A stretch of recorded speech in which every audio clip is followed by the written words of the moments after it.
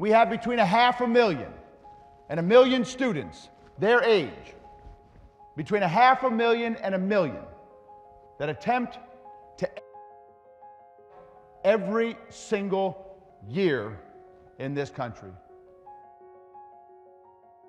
Our girls went to school with a young man that committed at CVU.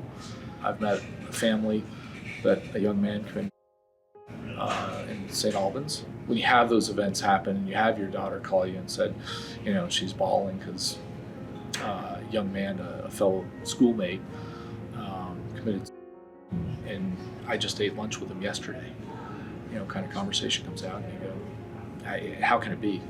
The kids are growing up right now, are growing up in a very different time than any of us have ever grown up, with much more complexity than we experienced, or my parents experienced, or my grandparents experienced. And they're adapting in ways that we can't even predict, I think, how that will change over time. And we have to rise to meet them where they are.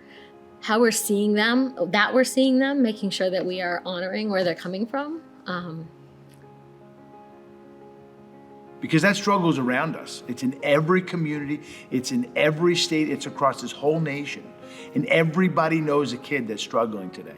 We talk about hopelessness in such a simple way, like you're feeling hopeless. Hopelessness is horrible. From day one at Sweethearts and Heroes, our message has been exactly the same. It's always been about empowering young people to help other young people when adults aren't around. And that's what you want. You want your children to become good human beings, to help their peers and other members of society. What Sweethearts and Heroes does is they open that pathway for communication.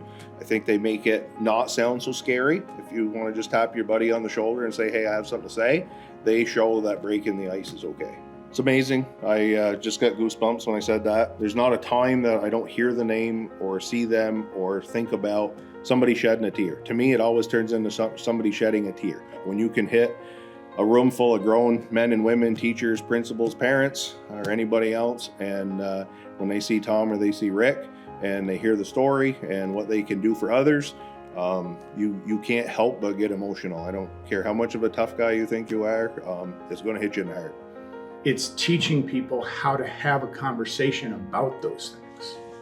And the conversation about those deeper feelings, thoughts, emotions, values needs to be one where somebody's listening and not just a verbal back and forth response. Because if somebody is being vulnerable, the best thing you can do is be there present with them in their vulnerability and listen to them as they're talking.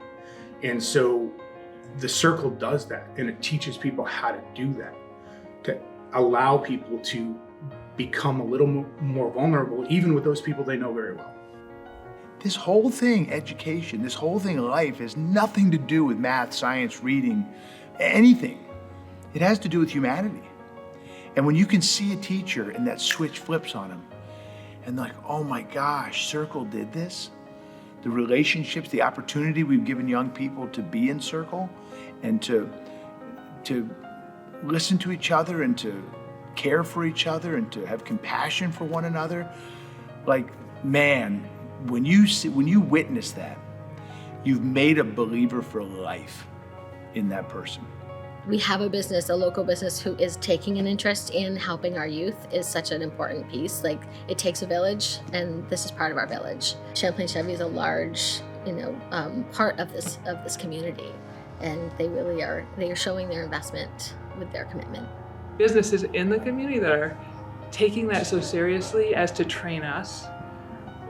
I mean, that's like, the community helping. It's the world realizing there's a problem that we need to fix. Let's all work together. So I thank Chevrolet.